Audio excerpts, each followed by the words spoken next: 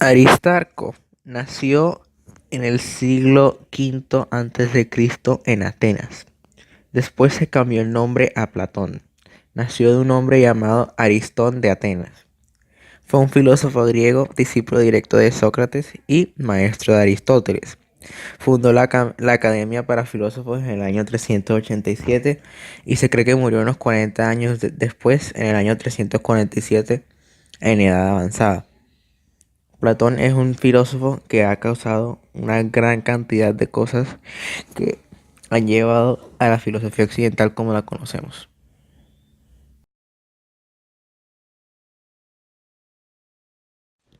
Las ideas de Platón, una mente virtuosa en acción.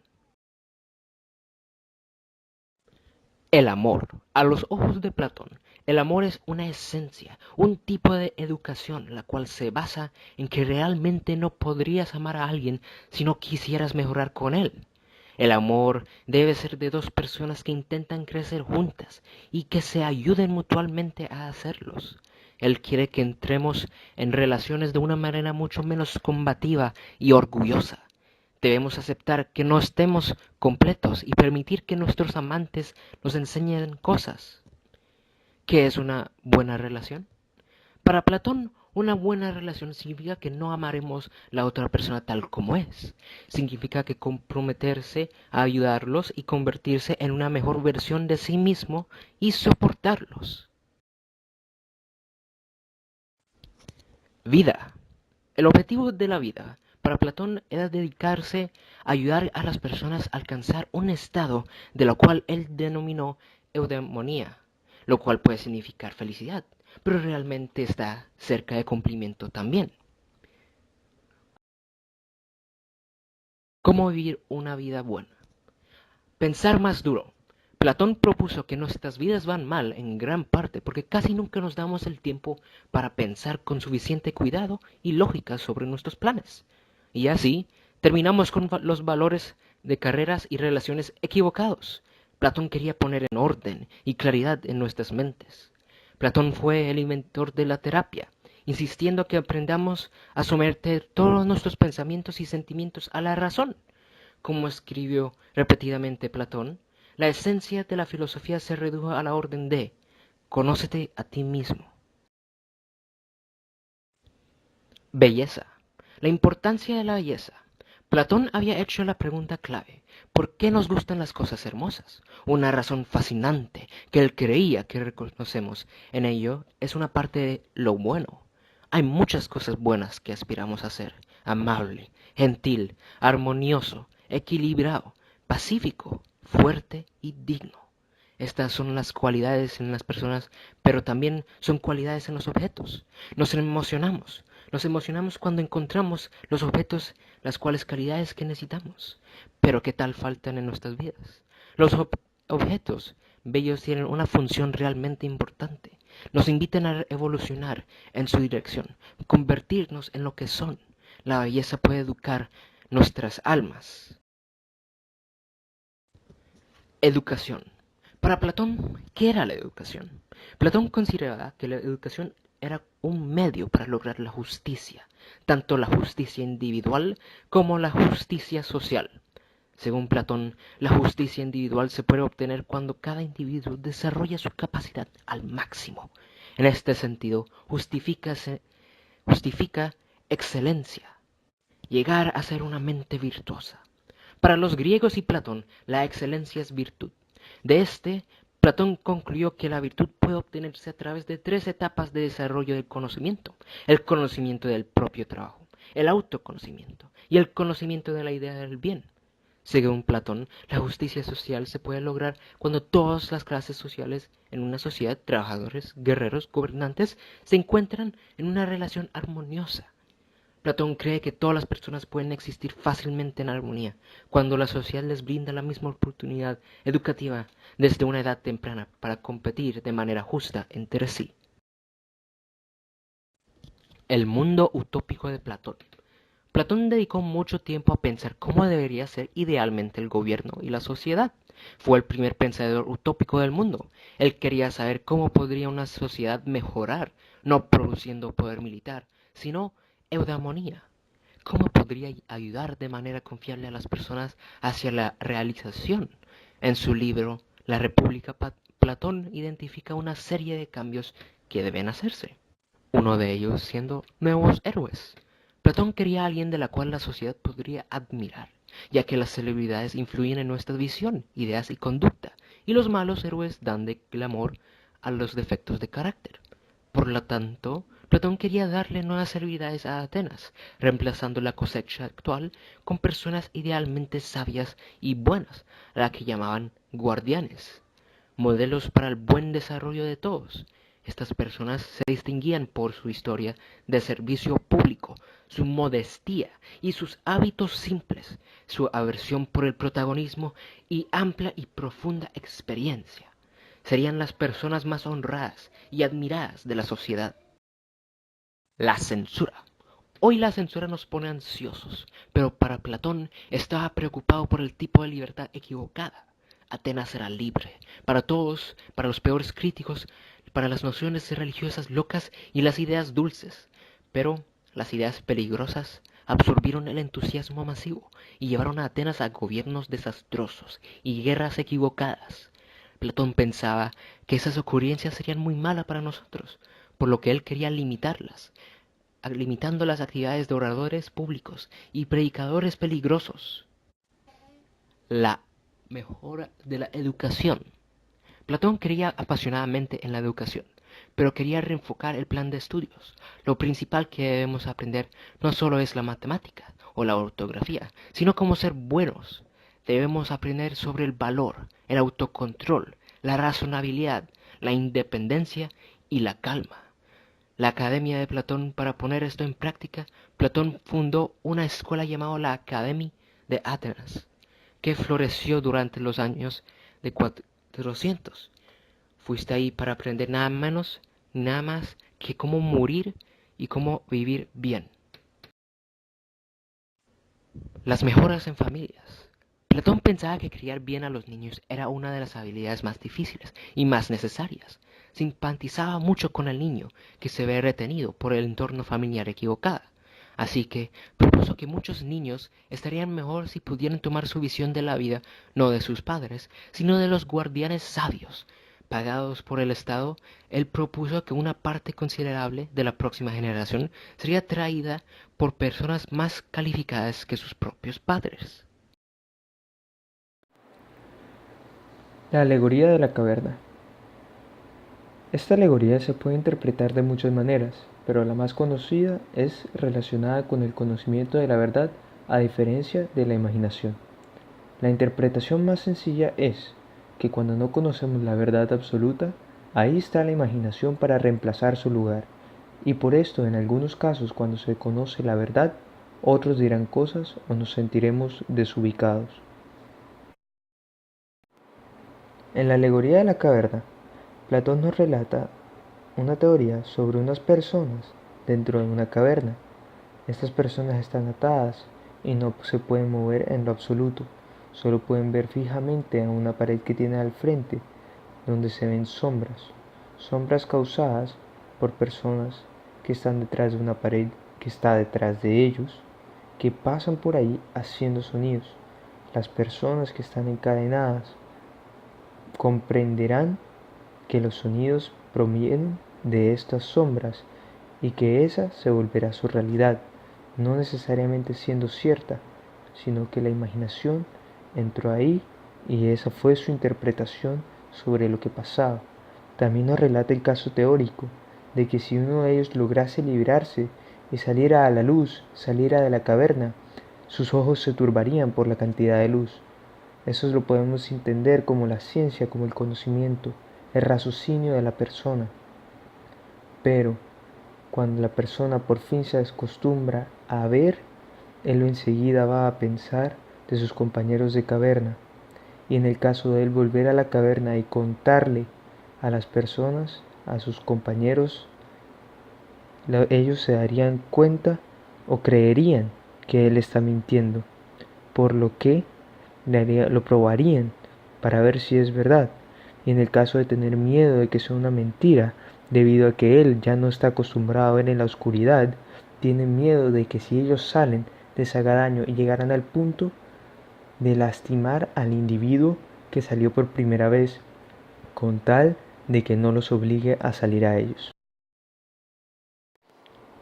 Años más tarde se puede ver un ejemplo de esto, mucho después de que Platón planteó su alegoría de la caverna. La Iglesia Católica interpretaba la Biblia que no estaba permitida que cualquiera interpretara, que cualquiera entendiera, debido a que no existían traducciones de esta misma Biblia, y la gente estaba destinada a creer solo lo que le decían, en vez de ellos tener la capacidad de investigar, indagar e interpretar por ellos mismos. Esto fue hasta que llegó Martín Lutero, alguien dispuesto a exponer las mentiras de la Iglesia y de la verdad que ocultaba.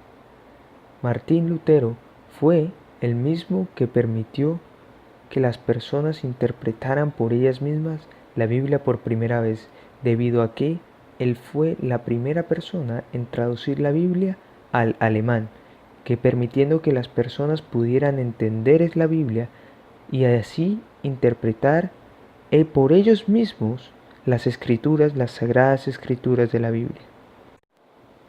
En el caso de Martín Lutero es comparable a la alegoría de la caverna, debido a que Martín Lutero fue la primera persona en decidir salir a la luz. Seguramente al principio le turbó esa idea de que la iglesia de alguna manera era corrupta, pero a pesar de eso, cuando se acostumbró al entendimiento, pensó en sus compañeros de caverna, que era la población común, que no podían interpretar y no conocían la verdad completa. Entonces él fue y decidió enseñarles la luz, permitirles el raciocinio, permitirles pensar, pero en este caso él tuvo evidencia para soportarlo, que fue la misma traducción de la Biblia.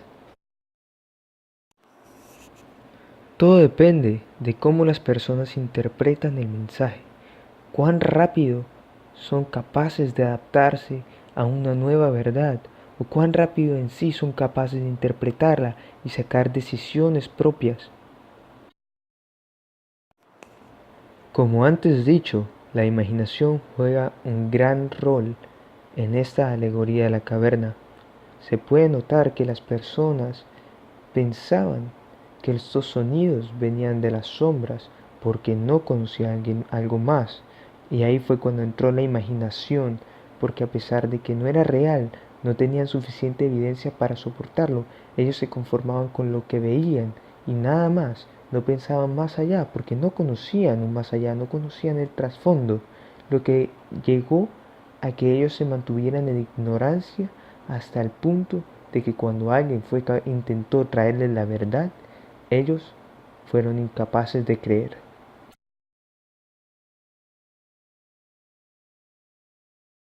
Cuando se refiere a la sociedad platónica, o específicamente el gobierno de una sociedad platónica, Platón explica todos sus sentimientos acerca de esta en esta cita.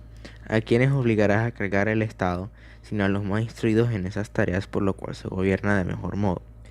En esta cita, Platón en su libro La República nos está hablando a través de su personaje Sócrates hacia su, hacia su aprendiz, que se llama Glaucón. Estos dos estaban debatiendo acerca de cuál sería la mejor manera de gobernar una sociedad, en este caso una ciudad-estado, como era en la antigua Grecia. Platón argumentaba, a través de su personaje Sócrates, que no todo el mundo podía gobernar. ¿Cómo así? Que debía haber una clase específica de personas diseñadas para gobernar. Estas personas no podían ser como el resto y que toda la sociedad debería dividirse en partes iguales, con igual importancia pero con roles completamente diferentes. Él pensaba que los filósofos como él eran los que debían gobernar, por lo cual nace el concepto de el rey filósofo. Este concepto se basa en que el rey y solo el rey debe ser el que más piensa, el que más, el que más busca la ciencia y el que más filosofa. ¿Por qué? Pues porque un rey que no filosofa se va a reducir a los pensamientos de la gente del común. Y Platón argumentaba que cuando una persona filósofa, esa persona se eleva de alguna manera decirlo, a un nuevo plano de pensamiento. Entonces decía que para el bienestar de la sociedad, para la felicidad de sus ciudadanos y para el bien común de todo el mundo, lo mejor era que ese rey pudiera siempre, siempre, siempre ser el más filósofo. Por ejemplo, al comparar a los reyes de ese entonces, como de las otras ciudades-estados como Esparta, Corinto, entre otros, esos reyes normalmente venían de un aspecto de la sociedad que no era el más culto. Por ejemplo, en Esparta, que era una ciudad vecina a Atenas, que de donde Platón es, el rey era un guerrero, significando que solamente los guerreros eran los que tenían el mayor privilegio en la sociedad, haciendo que toda la sociedad en Esparta son una sociedad guerrera. Mientras que en Corinto, el rey era un mercader, era un vendedor, lo que hacía que los mercaderes y los vendedores tuvieran las mayores cosas buenas de la sociedad. Platón argumentaba que esto está completamente mal, ya que para el bien de la sociedad y para el bien de todos, el único tipo de persona que está disponible para ser rey debería ser el filósofo, ya que el filósofo no solo va a pensar en el bien de su sociedad, sino que va a pensar en la manera de hacer que todos y cada una de las clases de su sociedad estén bien. Después entra lo que él pensaba que era la razón de la política. Él decía que debería ser obligatorio para aquellos filósofos gobernar, o sea, ser parte de la política, ya que él atrás de su cita dice, uno de los castigos por rehusarte a participar en la política es que terminarás siendo gobernado por hombres inferiores a ti. ¿El que dice? Él dice, como ya he dicho antes, que un filósofo es un ser superior, por lo menos en pensamiento, al resto de las personas. Entonces dice que los filósofos negligentes que no quieren participar en la política van a ser obligados a ser gobernados por seres que son inferiores en pensamiento a ellos. Por ejemplo, como en Esparta y en Corinto, que solo son los mercaderes y los guerreros los que gobiernan, ya que, como Platón dice, estos son hombres inferiores al resto de los filósofos, por lo cual él decía que si tú eres un filósofo, tú tienes el deber con tu patria de gobernar, ya que tú tienes una manera de pensar mucho más avanzada que cualquier otra parte de la sociedad, como los guerreros o los mercaderes. Además de esto, Platón dividía a la sociedad en tres clases dominantes, que eran los filósofos gobernantes, los guerreros y los artesanos y labradores. Platón argumentaba de que al dividir a la sociedad en estas tres clases, así simplemente cada una de las clases va a ser técnicamente igual en importancia, igual ante la ley, pero en cada una de sus funciones van a hacer que la sociedad funcione bien. Los filósofos serían aquellos que administrarían y gobernarían el Estado, o sea, ellos harían todas las funciones que un gobierno estatal debe hacer. Los guerreros son los que protegerían y ayudarían a los filósofos a gobernar, o sea, ellos son los que protegerían al Estado de amenazas exteriores e interiores. Son los que se asegurarían de que se mantenga el orden en el Estado. Y los artesanos y los labradores son aquellos que más abajo se asegurarían que haya comida, que haya granjas, que se pueda ver todo el mantenimiento de la sociedad a través de cosas básicas como la comida, la infraestructura, la arquitectura y todo ese tipo de aspectos. Los diálogos. El diálogo de Critón y Sócrates. Sócrates y un estudiante de Sócrates estaba teniendo un sueño muy tranquilo y adentro de ese sueño estaba teniendo un sueño, el cual era un sueño muy importante, pero empieza a hablar con Critón ya después de que despierta. Comienzan a hablar y Critón empieza a decir unas cosas raras, la cual Sócrates menciona y habla. Que él piensa que Critón le tiene miedo a la muerte y que no debería tenerle miedo. Pero Sócrates expone cómo fue bien que no lo haya despertado porque estaba teniendo un sueño muy bueno. Supuestamente una mujer vestida bonita de blanco le dijo que dentro de 3 días estarás en la tierra fértil Ftía. Después Critón, con tal cobardía y con tal la acción de que podía hacer algo, recuerda el momento del juicio que hicieron en contra de Sócrates, donde la libertad de expresión se puso en pena de muerte. Sócrates fue llevado a corte por razones políticas y religiosas.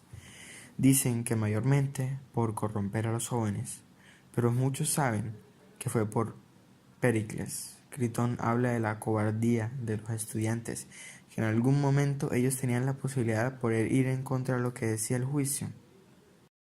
Pero Sócrates dijo, ¿qué es mejor? ¿Un pueblo que te odie por ignorancia de las personas? ¿O que un sabio te alabe por la palabra de tu opinión? Que de verdad sí la toman en cuenta. El que sabe de un tema se toma en cuenta la opinión de una persona sabia a una persona ignorante. Sócrates empieza a hablar de la injusticia y la justicia como el pueblo, aunque es ignorante, tiene su opinión y puede llevar a Sócrates a la muerte.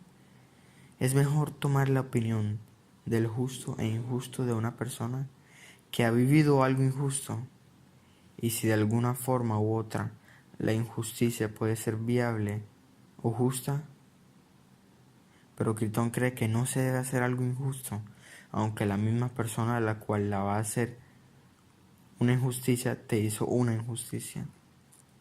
Nunca hacer el mal ni a la persona a la cual te hizo el mal. Él cree que devolverle el mal al que hizo el mal es injusto, pero para él no hay diferencia entre hacer el mal y ser injusto. Sócrates hace una pregunta a la cual Critón no entiende. Habla del pueblo de la república y de la corte. La supuesta injusticia, que supuestamente para ellos es justicia, es como si al final le llegásemos a morder la mano al que nos da comida. Es injusticia si desobedecemos al que tenemos que obedecer. Esa persona a la cual te enseñó y te ayudó con todo lo tuyo, lo puedes mirar de la misma forma como miras a tus padres. Tú nunca vas a devolver o no tienes el derecho a volver mal por mal en contra de tu padre. Y si de esa misma razón tú no crees que puedes tener ese derecho contra tu padre, porque crees que deberías tener ese mismo derecho sobre la ley y tu patria.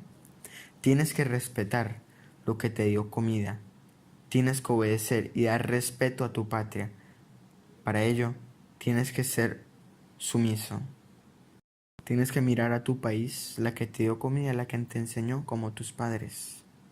Tu sabiduría te dará para darle a tu patria su respeto y venerancia. Delante de los dioses y de los hombres, siempre se tiene ese respeto, aunque esa patria sufra de cadenas. Y si te manda a hacer algo, tienes que hacerlo. Y Critón respondió, así me parece. Aunque digas que la ley ha sido injusta, Critón, tú vives en la ley. No sales a viajes, no sales de la ciudad si no es por obligación militar. Y tienes hijos, y durante toda esta época has vivido feliz con la ley. Tú podías no estar contento con la ley y salir de la ciudad como muchas otras personas, pero tú decides quedarte con todas las leyes.